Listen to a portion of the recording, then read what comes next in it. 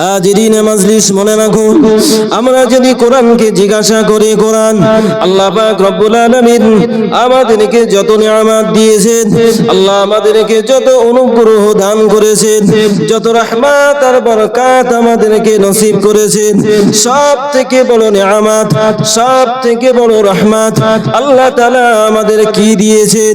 কোরআন আমাদেরকে জানিয়ে দেবে, ওমা আরসালনাকা ইল্লা রাহমাতাল লিল আলামিন।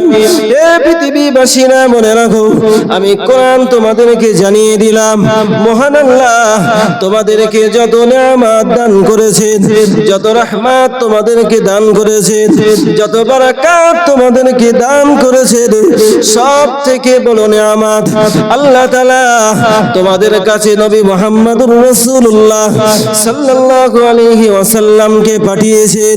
তিনি হলেন সারা বিশ্ববাসীর জন্য রহমত। জোরে বলুন, আর একটু মন খুলে বলুন সুবহানাল্লাহ।